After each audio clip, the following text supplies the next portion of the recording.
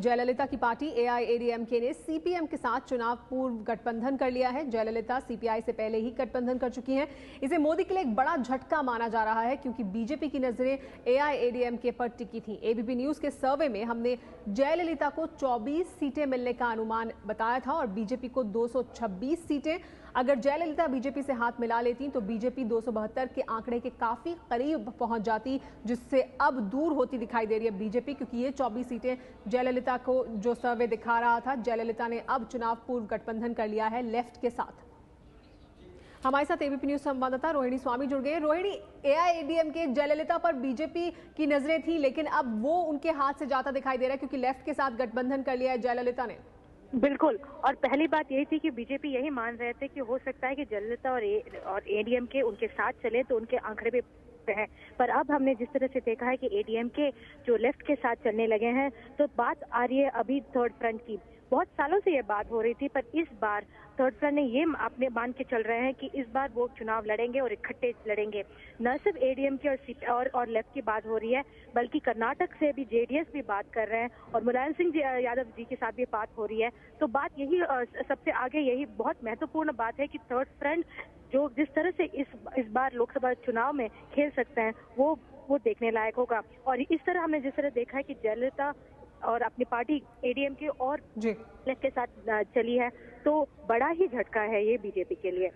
तो बीजेपी के लिए एक बड़ा झटका। नरेंद्र मोदी के 272 प्लस के आंकड़े तक पहुंचने से अब बीजेपी दूर होती दिखाई दे रही है, क्योंकि 226 सीटें एबीपी न्यूज नीलसन के सर्वे में हमने बीजेपी और उनके जो सहयोगी हैं उन्हें दी थी, लेकिन जयललिता की 24 सीटें ऐसा लग रहा था कि वो साथ जा सकती हैं, लेकिन अब वो साथ नहीं दिखाई दे रही हैं बीजेपी के। लेकिन जयललिता ने यह भी कहा है कि प्रधानमंत्री पद के उम्मीदवार पर बाद में बात होगी, यानी चुनाव के बाद बात होगी प्रधानमंत्री पद का उम्मीदवार कौन होगा।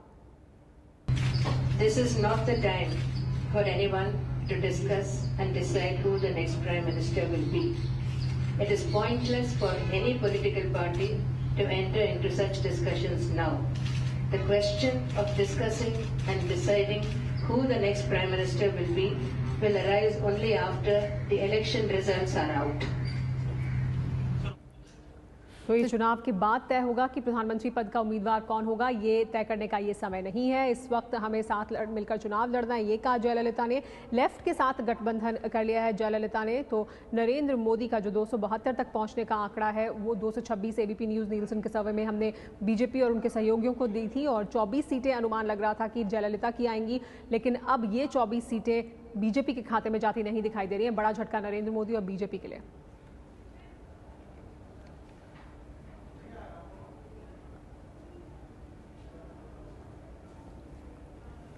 एबीपी न्यूज के सर्वे में आपको बता दें, जयललिता को 24 सीटें मिली थी और बीजेपी को 226 सीटें, और माना यह जा रहा था कि बीजेपी की कहीं ना कहीं नजर है जयललिता की पार्टी पर। लेकिन अब जो 272 प्लस का मिशन लेकर नरेंद्र मोदी चले हैं, कहीं ना कहीं उसमें पीछे जाते हुए दिखाई दे रही है बीजेपी, क्योंकि जयललिता ने गठबंधन कर लिया है सीपीआई और सीपीएम के साथ।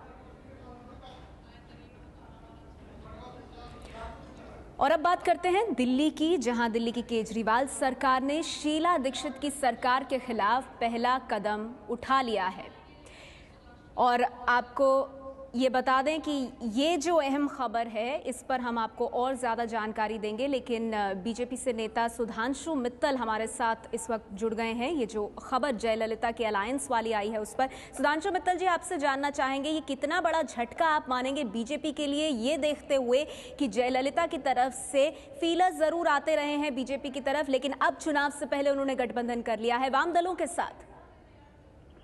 अगर आपको ध्यान हो तो जयललिता जी के साथ एनडीए का कोई गठबंधन होने वाला था, ऐसी संभावना तो कभी भी नहीं दिख रही थी।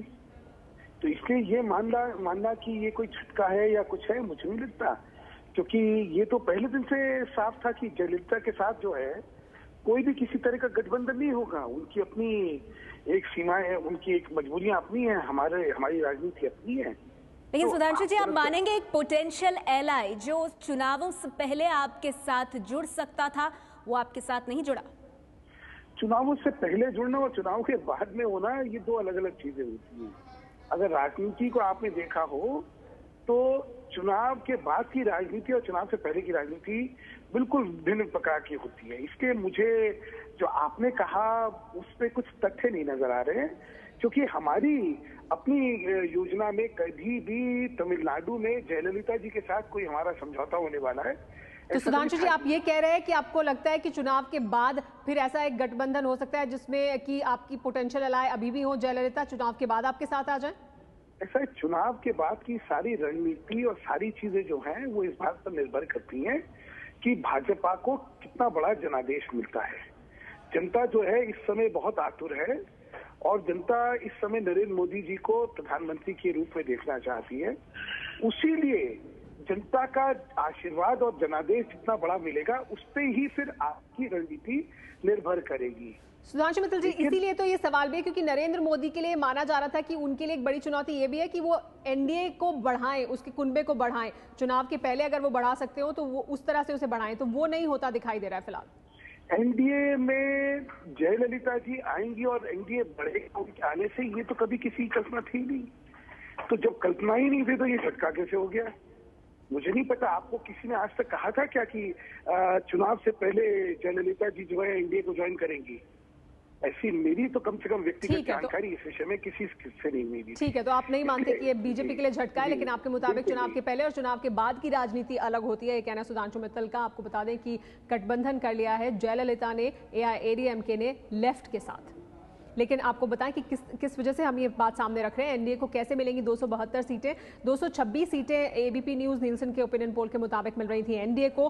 24 सीटें जयललिता की पार्टी एआईएडीएमके के पास है। तो इस तरह से 272 के काफी करीब पहुंच जाता एनडीए। अगर ये 24 उनके साथ मिल जाते तो 250 के आंकड़े तक पहुंच जाते, यानी काफी करीब 272 के। 272 प्लस का फॉर्मूला लेकर नरेंद्र मोदी आगे बढ़े अपने इस चुनाव में। लेकिन अब ये 24 सीटें साथ में एनडीए के जाती नहीं दिखाई दे रही, क्योंकि जयललिता ने चुनाव पूर्व गठबंधन कर लिया है वाम दलों के साथ।